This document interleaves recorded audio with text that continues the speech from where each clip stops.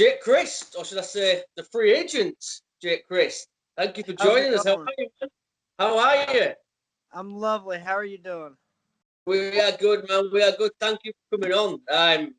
I've got to tell you from the start, I'm very excited with the buzz that you're creating at the moment. Yeah.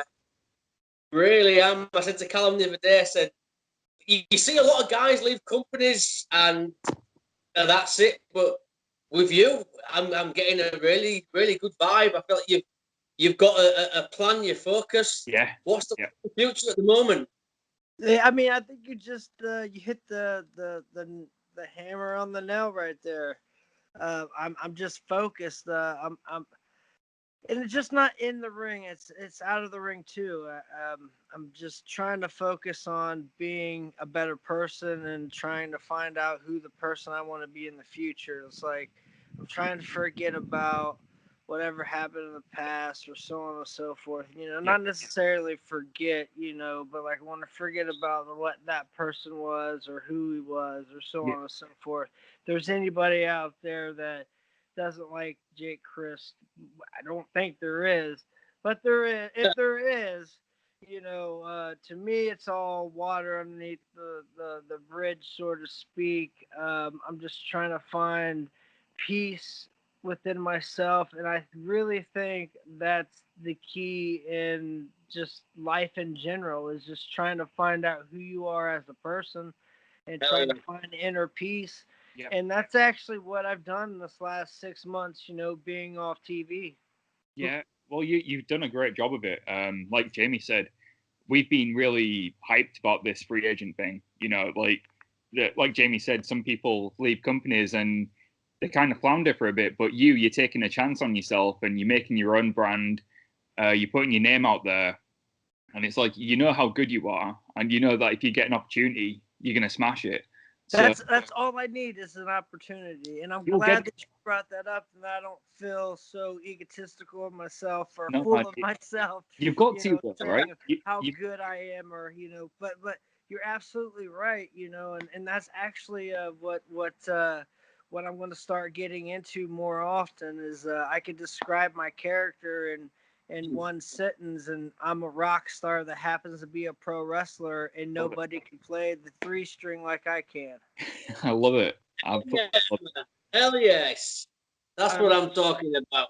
Straight up, like, what do you want to do? Do you want to do hardcore? Do you want to do technical wrestling? Do you want me to bleed buckets for you? Whatever you need, I got you, my friend. You know what I'm saying? How many people can do that? You wanna do some lucha? Like, you wanna do some high flying and stuff? Like, what do you want to do? Catch this catch can? Like, I got it. The thing is, you can do all that. I mean, anyone who's followed your career knows you can do that. And you're not just saying it to sound like egotistical. This is you can do all of those things: the catch as catch can, the lucha libre, the high flying, the technical. You can do all that. And I think that's credit to yourself, because usually people focus on one style, but you've got this whole range of styles that you do. That's another great segue of what I was about to say too, is, there for a while, the people that were getting signed were the people that were like focused on, one certain style, like all the high flyers was getting signed. Yeah. All the technical wrestlers were getting signed. All the hard hitting and strikers, were getting, the strong style guys, they were getting signed. And I was thinking to myself, like, well, damn, maybe if I just would have focused on one style, maybe I would be signed too. And it finally ended up working with Impact Wrestling.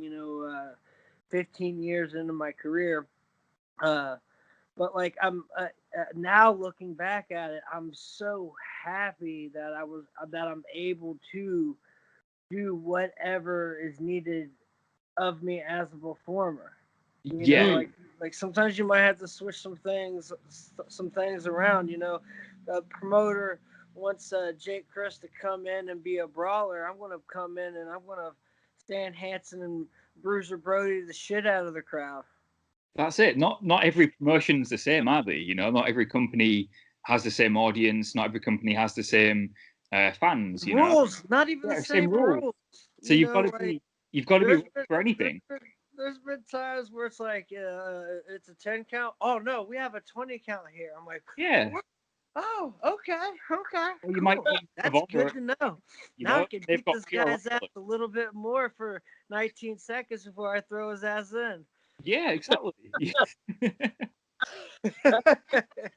good stuff for me to know. 9 seconds to kick this guy's ass on the outside, or I got 19 seconds to kick this guy's ass There's on the outside. There's a big difference, right? Big difference. Obviously, talking Impact as well. I mean, how was your time there? I mean, I'm guessing there was no hard feelings on leaving. No, I absolutely love Impact Wrestling. They've helped me grow as a person. They really did. They've taught me a lot of things, a lot of ins and outs of the business that I'm grateful for. I wish nothing but the best, and hope nothing but the best for them as well. Like I love that company. I mean, I've done the Ultimate X's and 5150 street fights. You know, the barbed wire massacres. You know, ladder matches. You know, whatever they needed, I did. I was the guy to do it for them, just like what we were saying. You know, like, and that's why I had that run as X Division champion too. They recognize that too, and that's what I'm so grateful for. That's why there's no hard feelings on my end, and I feel like there's no hard feelings on their end either, you know, because like I said, you know, 2 weeks before, like my contract was going to be up January 1st anyways. Like anyone that has the internet could Google or search when people's contracts are up, and my name, you know, I think it's probably on there that my contract's up January 1st. That's what, just a couple weeks away. Yeah. So, I mean, it's just like, you know, I was just happy enough that they're able to give me these extra couple weeks of, you know, the last part of 2020 to get my free agency name and all this stuff and build my character and get my brand out there. So I tip my hat off to them. I'm not wearing one, but, you know, I'll tip my glasses off to Impact Wrestling. I love them to death, and I you know, hopefully one day, you never say never, I would love to return to Impact Wrestling. That's just it. It doesn't sound like it was a bad departure. It just sounds like you both want different things at the moment. Like Impact's going a certain way. You want to do this on your own right now. You want to take a chance on yourself and see what. I mean, that's what it's all about in this business. Like, I need to take a chance on myself. My whole entire career, I've been a tag team. I've been in a stable. I want to show the fans, and I want to show the world, and I want to prove to myself that I can do this on my own. Yeah, and I don't think any fans are going to doubt that either, because, like I said earlier, we've all seen you do some incredible stuff in the ring on your own over these years, and that's not just hyperbole, that's true. I'm genuinely looking forward to seeing where you end up, because as a fan, we can fantasy book all these situations. Like, I'd love to see you in NXT or AEW, for example. I think you'd fit in both of those.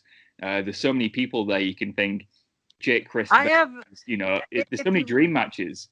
Like for me as well, and you know, for both of those companies that you mentioned, I have very good friends in both companies. I'm sure you do, yeah. So like, I mean, you know, me and John Moxley. Well, John Moxley started in HWA. I was there about a year or two before him. You know, so it was like, you know, I'm sure, you know, phone call to John or so on and so forth. Brian Cage, you know, me and him are really good friends. Yeah. You know, so I mean, like, you know, you never know. WWE, Shane Strickland's a huge friend of mine. Love Shane Strickland. Always CZW days. Yeah. Johnny Gargano, I'd consider him a friend. You know, Ohio native. You know, I mean, these are guys that I've known and traveled with, or not. You know, not necessarily traveled with, but you know, I've traveled with Shane Strickland, but not Gargano. Not that I think of. 18 years being in the business and being hit in the head a lot, you kind of forget certain things. But yeah, I've traveled the roads with a lot of guys on NXT and a lot of guys in AEW, and not to mention Drake Younger. Yeah. I've known Drake younger.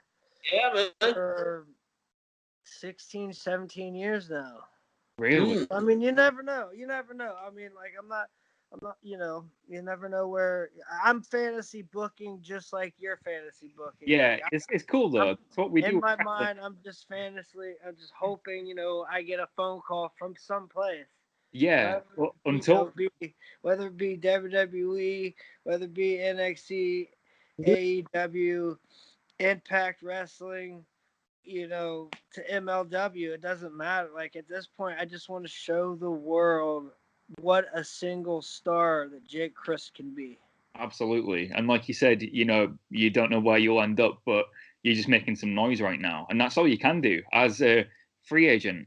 You know, that's what you've been saying about on social media. And you are getting attention because I don't know if you follow Reddit, but I follow on there quite a bit on the Squared Circle subreddit.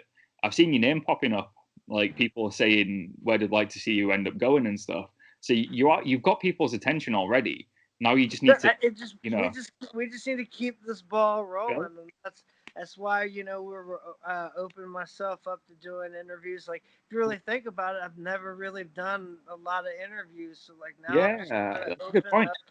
Trying to get my name out there, you know, and I just want to prove to the world that I'm not just a tag wrestler. I'm not just a guy in a faction that can go thumbs up. Yeah. I want to show that there's more to the Modern Man in Black. I want to show there's more to Jake Crist, the guy that can play the 3-string better than anybody. I have not met anyone that could play better than me. Well, obviously, as well, with I know we're in the middle of a pandemic. We're in the pandemic at the moment, but have you been, obviously, the indies have been making a name for themselves still at the moment. Are you looking to go and travel and do a lot of the indie shows as well? I've actually I had a really, really busy schedule. When I got the email in July from Impact about with, you know, being on TV and stuff like that, I hustled and I got as many bookings as I could. Didn't matter where it was. I got a hold of, you know, the promoters that I was still good in touch with. I did some shows with AAW. And then I got a hold of Ian Rotten, and then I've been doing a whole bunch of IWA Mid-South shows. I'm actually the IWA World Champion right now. I'm actually doing a show for them tomorrow. And then Tennessee All Pro, got a show for them December 26th. Got a bunch of stuff lined up. The second wave of the pandemic here in the United States actually probably took somewhere between 15 to 20 bookings away from me, which was horrible. Just because of people had to, you know, cancel the shows because of the restrictions and stuff like that. Yeah. You've got to be a responsible promoter. I know it's like absolutely. It sucks that people. It sucks. It sucks Yeah. not having work, but I'd rather be safe too. And to be completely honest, if I was sitting back collecting, you know, a check, you know, I wouldn't be out there doing, you know, many shows either. Oh. Especially having 2 children of my own. Yeah. You know, but like, you know, I'm a professional wrestler and I got to put food on my table. So that's what I'm out here hustling and grinding. I think that's what I really respect about what you're doing at the moment is you can tell it's from a really genuine place. Like it's not just a gimmick. You're not just like it's literally it's real. You were in the gym at 6 o'clock this morning, right? Yeah, I was up at 6 a.m. Hitting the gym. I just like and that was just like it's not just because like, you know, oh, I set my alarm and I gotta get up and, you know, Rocky Balboa or crack 3 eggs in the glass and drink it. No, it's much more simpler than that for me. It's my cat, Scoshi. She's an all black cat. She's 6 years old, And every morning around 5:30, 6 o'clock, she'll come up in bed and just smack me on my face to wake me up to say, "Hey, Daddy, come feed me." Yeah. So like, so instead of being a lazy bum and just walking in like a zombie, reaching into the cat food and pouring it into the bowl, I just start my day, and it just happens. Some days it happens at 5 o'clock in the morning. Sometimes it happens at 6. So she's really my alarm. Thank God for Skoshi Moshi. Yeah. So she's like your Absolutely. I have a cat. My cat's the same. She wakes me up every morning exactly for the same reason, to feed her. I get exactly the same. She's either on my head, she's on my shoulder. But yeah, that's exactly the same. I actually have 3 cats. I have Skoshi. I named her after my first tour of Japan, which means tiny or small. Right. Because when I got her, she could fit in the palm of my hand, and she was really small. So I was like Skoshi, and that was the only Japanese word that I learned on the tour, but one of them. And then actually laying down right here, he's I don't know. That's Freddie Miyakuri. Freddie Miyakuri. Yep. That might be the best name ever. He's a singer, so we obviously named him after Freddie Mercury, but it's Freddie Miyakuri. That's amazing. And then our youngest baby's inside. She actually has thumbs. Her name's Gracie May. Oh, I love it when cats have thumbs. It's so weird. Yep. So, and then I have my 2 Rugrats. I have a 16-year-old and a 5-year-old. Wow, man. Hey, I just going back as well. Cool, brother. I got some foods. I got some mouths to feed. That's just not a gimmick. You mentioned as well just then Japan. I mean, is that another place you want to go back to? I would absolutely love to go back to Japan. And I would love to do like the New Japan Pro Wrestling stuff in LA. Like that stuff is like, I look at that stuff and I'm like, they can use the Modern Man in Black. Modern Man in Black would be amazing. Yeah. Here, but I say that about a lot of all the companies actually. I just feel like I'm that big of an asset to a company. Not to sound big headed, but or cocky. I'm just at this point, 18 years in, I'm just confident and having the 4 years of Impact TV underneath my belt. I feel even more confident. Yeah. And it's because of Impact Wrestling too. I mean, they put the tag team titles and I was X Division champion. Yeah. Yeah, man. That's what I was going to ask. Chris Sabin, the list goes on and on. AJ Styles, Samoa Joe. I mean, the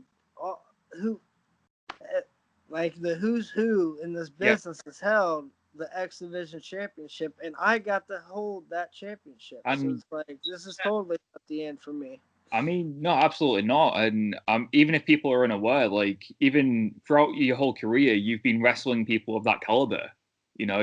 When you were in Ring of Honor and stuff like that, you've always been wrestling these. I think people forget that I was in Ring of Honor for many, many years, right? For a long time. Like I think it was started in Ring of Honor like 2006, and then I think my last booking for Ring of Honor was like 2010. Yeah, it was like I had like a full like I have history with Ring of Honor, and trust me, I've been getting a hold of that's one guy that is so hard to, and I know everybody knows this.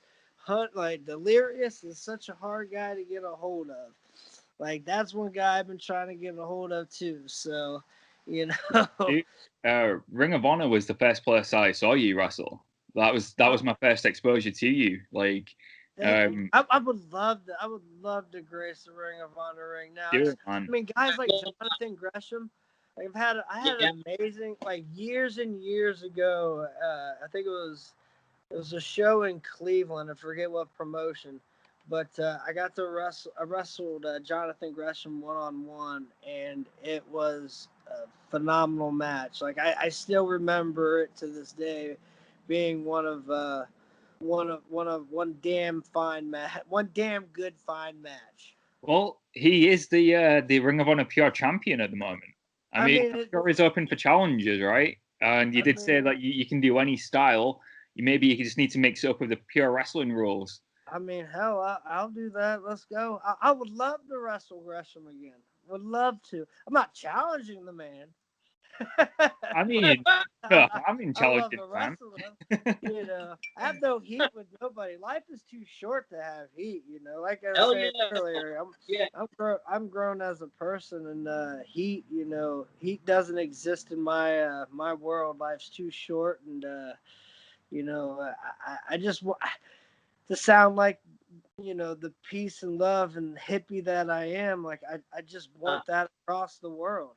I really do, especially now during this pandemic. Like, it's opened up my eyes. Like, a lot of us, you know, feel like we're locked up in jail and you know, locked up in our houses, not being able to do the things that we want to do, and it sucks. Yeah, I can relate to that, and that's also a part of the modern man in black.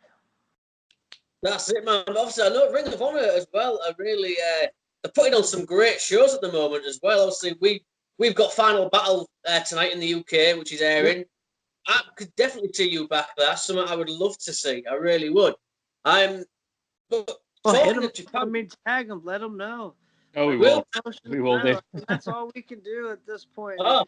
That's what I've been doing. I mean, that's what you were like. What we were saying with this whole interview. You know, like, let the promotions know where you want to see Jake Crist end up, and I appreciate that. And like I said, you know, Ring of Honor to me has always been a great place to work. Yeah. Yeah. Especially working for Gabe Sapolsky during the Ring of Honor days was the fun times of some of the funnest time of my career. You know, just like with Impact Wrestling, like Impact Wrestling was the funnest time of my career because of I got to meet so many people that just became really good friends of mine. Yeah, I mean, I did want to ask you actually as well. I mean, what was it like working with Don Callis and Scott D'Amore? Because they seem to have done a really good job since they came in. I think so, like, because I was there with Jeff Jarrett just briefly, like, for a few months. I think we did, like, 2 Universal tapings with Jeff there. But when Don and Scott came in and, like, actually, you could tell that they grabbed the reins of the bull, so to speak, and you could tell Don and Scott wasn't going to let go, and you can still see to this day they're not going to let go, and that's meaning a good thing because of how well Impact's doing and how much, like, traction they're getting. I mean, think of how much traction Impact Wrestling's getting, you know. So, like, I'm like, me personally being a performer when they took over and actually seen things change and for the better, like, it got the whole locker room excited. I felt, and I still feel like they're still doing that to this day. I mean, look what they just did with All Elite. I mean, you know, that was amazing. And in the time of age of, you know, that, you know, where everything gets out. Yep. All that, you know, being under wraps, it does a lot for those guys, and that's amazing because I'm big on that. Like, I'm huge on that, you know, because it's like, why would you want to know what's? It takes me back to like I just recently read the Slipknot singer. Corey Taylor. Yes. Corey Taylor. And I couldn't agree with him anymore. You know, it kind of sucks, you know, to the point where it's like, why would you want to know that both of these guys are leaving the company? And, you know, they're shitting all over the match just, you know, because they know that they're leaving. You're only spoiling your own enjoyment of the product when you find out more of what's happening. I don't know why you'd intentional. The worst part is when people find out what's happening beforehand and then complain about it. Like, you can't have both. you can't. Yeah, you can't have, like, what is that? You can't have your cake and eat it too. Yeah, exactly. Yeah, man, that's it. I've said that for a while. I remember seeing an interview with Jim Ross a while ago, and he said because of the internet and all that kind of thing, the element of surprise is gone in wrestling at times, and I agree with that. I don't like spoilers. I want to be surprised. I want to sit and I want to be surprised. Like Sting coming back the other week. I mean, that gave me goosebumps. No idea about it. Me too. Yeah. Me too. I couldn't believe that happened. That was a huge thing too. I was like, oh my goodness. Like, that's when it turned my head. Like, oh wow, this is huge. This is great for wrestling. Like, this is like, we're living in a time right now. Like, if you think about, like, pretty much, like, I came in 2002. And so, like, that was like, so it was like, to me, wrestling, like, even in Dayton, Ohio, like, on the upswing of independent wrestling, there was 500, 600, 700 people coming to just random nobody independent wrestling shows, you know, of the height of wrestling. And that's kind of like when I was getting in. Like, ECW folded, WCW folded, and it was just, you know, WWF, WWE. And then, like, that was kind of like, now, like, that was like the downswing of it. Like, now I feel like we're back up on this upswing. Yeah. And it's just great for just wrestling in general in the business. And I'm excited just to be a part of the business. I'm excited to be out there and go out there and perform and to the best of my ability. Absolutely, man. Like, can you imagine knowing that Sting was coming back? If someone had told you, or if you'd have known the Hardy Boys were coming back at WrestleMania. Right, that was a big thing too. Yeah. When I was a huge Hardy Boys fan, you know, growing up, you know, huge inspirations, and even being in wrestling at that point for over 12 or 13, 14 years at that point, I popped huge. Yeah. I came out of my seats when the Hardy Boys music hit, and I was like, I started up doing the Jeff Hardy. I help it. I was doing it all, bro. Like, I loved it. Like, Jeff Hardy was my thing. That's the best part of wrestling, though, is being surprised, not knowing something's going to happen, and the moments that creates, because those are the bits that you remember, and Absolutely. I'd have hated to know about that. So yeah, I think the less that wrestling fans know, the better. And I agree. I don't know if it'll ever happen again, because I think the internet's always going to be a thing, but I don't know. We'll see. I mean, it's a good thing too.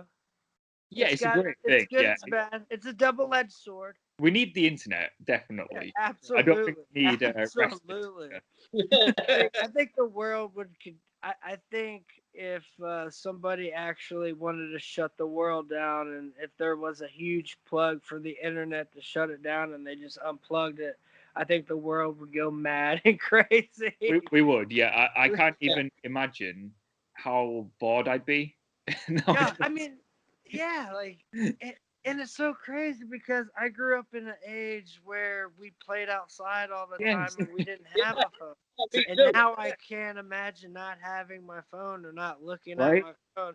It's like where you're saying, I'm creating all these apps all by myself on my phone, just like, you know, Minor Man of Black, 3-string, you know. I've just been able to watch Netflix or something, you know, when you're bored, watching YouTube. And then if you didn't have that, it's like, well, what do I do now? Well, what did I do before the internet?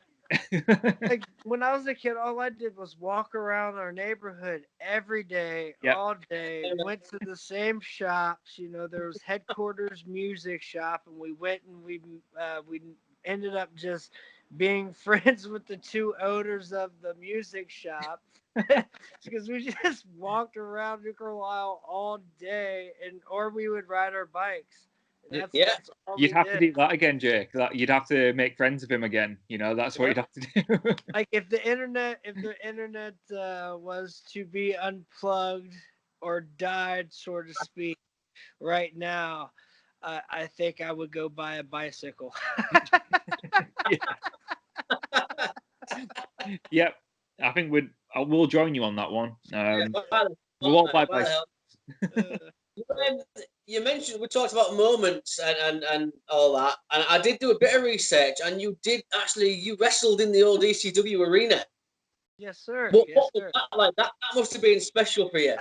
Well, it was a dream come true because like when I wrestled in the ECW arena, it was kind of it was when ECW was like they were gone for like maybe a year or two at that point. Yeah. So there was still like the hardcore ECW fans there that you would see in the front row. Because like, me being a fan and wanting to be, because that for me, like growing up and wanting to become like a wrestler and pursuing it, actually being like, because it was either going to be a baseball player or a pro wrestler, or I wanted to be a rock star. Mm-hmm. Yeah, I was like, I tried to learn to play electric guitar and failed miserably. So I picked up a baseball bat and ended up getting a full ride scholarship to a local university. But I passed on that because I started training to be a pro wrestler at the age of 16. Right. I'm sorry, at 15. And then I had 16. I'm sorry. And then I had my first match at 18, 2 years later after I graduated wrestling school. So it took me 2 years to go through wrestling school. It's kind of not like nowadays where people graduate in 2 or 3 months. Yeah, that's good though. We've said this before. 2 years of wrestling training means at least when you got in the ring, you were ready for it. Right. I mean, win. Yeah, absolutely. Like you were saying, being ready, and that stems from Heartland Wrestling Association. I trained 2 years under a guy named Bill Kovaleski. It was actually me and a bunch of our friends. We gathered as much money as we could, and we built a ring and welding class. And then we took that ring and we put it in Dustin Ray's. He was an independent wrestler. I think he's done now, but we put that wrestling ring in his barn. We ended up getting a news special done on Backyard Wrestling on us. Right. And that's where Bill seen it. He was at church one Sunday, gathered around, just like most people do after the service. They gather around, talk about what happened through the week with the people that they know. And Bill goes, I saw this special on News Center 7 about these kids in New Carlisle that had a wrestling ring. They actually looked like they kind of, knew what they were doing. They were kind of natural. I wish I could, because he was a trained pro wrestler by Bobby and Charlie Fulton from the Monster Factory. He's like, I really wish I can get my hands on these kids. Sorry, there's somebody calling me. That's right. Wish I could really get my hands on these kids and try to teach them. And one of the ladies that happened to be in the group was the mother of our commentator. Right. And she goes, I know those kids.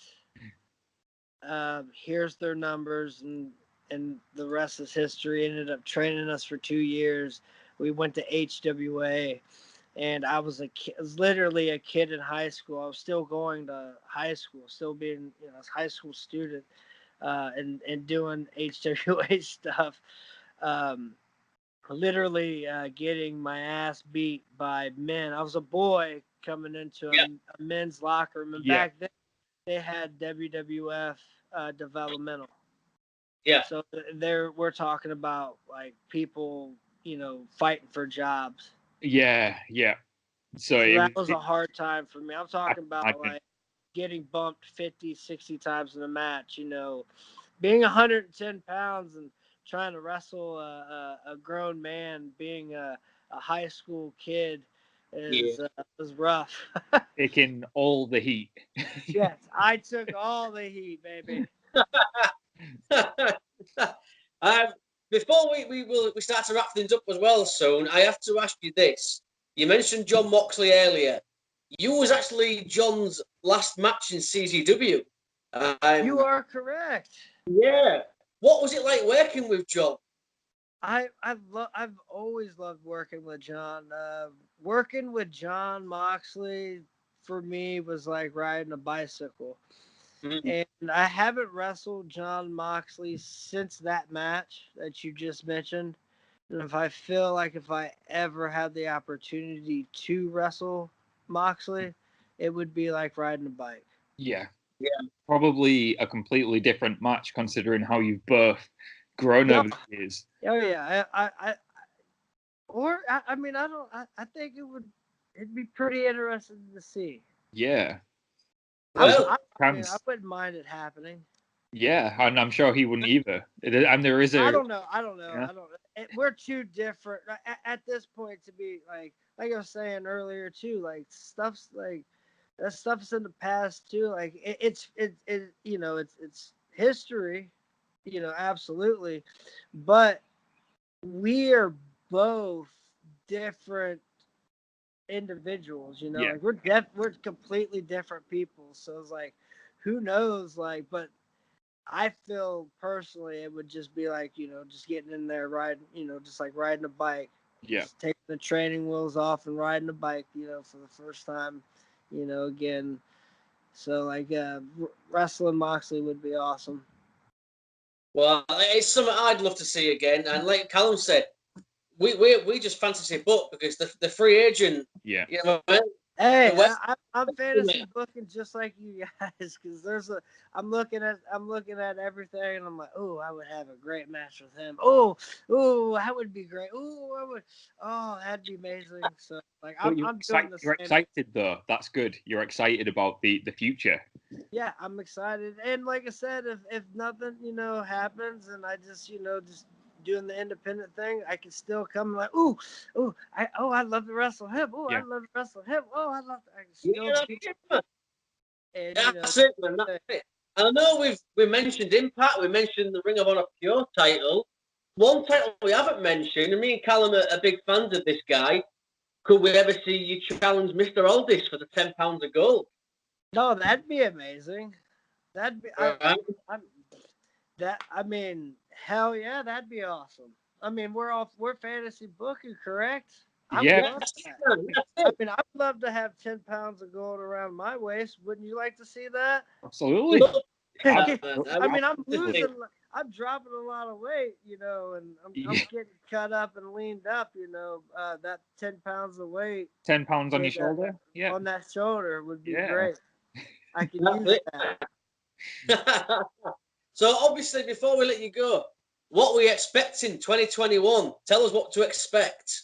You are going to expect nothing but greatness out of me. You're going to expect nothing but the best, hard work, hard hitting, and I'm going to fight to get whatever is coming to me, whether it be signed with a company or just being independent professional wrestler and being a belt collector. That's what it's all about. Like wherever I show up, whether it be overseas, love to show up in Japan. Hopefully this pandemic, lightens up. Come on, guys, we need to lighten up. I think we've all been stiffed pretty hard on this COVID-19. If we can just lighten up, like come on, guys, like let's lighten up on this. But you never know what's gonna happen, and I'm just gonna try to get my name out there the best that I can, and hopefully something great happens down the road. Fingers crossed. Yeah. Maybe see you in the UK at some point as well. Oh, book it. Let's book it. Let's tag the promotions. Like I said, let's keep tagging. Dude. Where do you want to see Jake Crist pop up? Hit Jake Crist up. I'm taking bookings at jakechristbookings@gmail.com. As soon as this episode drops, I'm going to tag all the promotions in it too. Everyone we've mentioned gets tagged. So you're the man.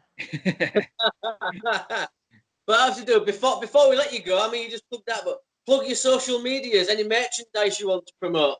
Plug away. Yeah. I got 2 T-shirts available. I got some stickers. Mine are Man in Black stickers. I just got. If you hit me up on my social medias, you can see pictures on that. All my social medias from Facebook, Instagram to Twitter is at DJ Crist. It's all simple. DJ Crist, baby. And for booking information, hit me up at jakechristbookings@gmail.com. Awesome, man. I'll leave Excellent in the description too. Thank you. Dude, we can't thank you enough. We genuinely mean it. We are excited for you. We can see how driven you are. We can see how much you want this. We're right behind you, man. We've got your back. We're huge fans. We're on that journey with you. Appreciate you so much, guys. Both of you boys have a tremendous holidays. Thank you so much, man. You too, and your family. Thank you. You too, man. And hopefully we can get you back on in the new year, see how things are going. Anytime you guys want to have me on your show, just hit me up. I'll be more than free to come on. That's nice. Thank you. Thank you so much, man. But for now, he is the free agent, Jake Crist. We are Ringsiders.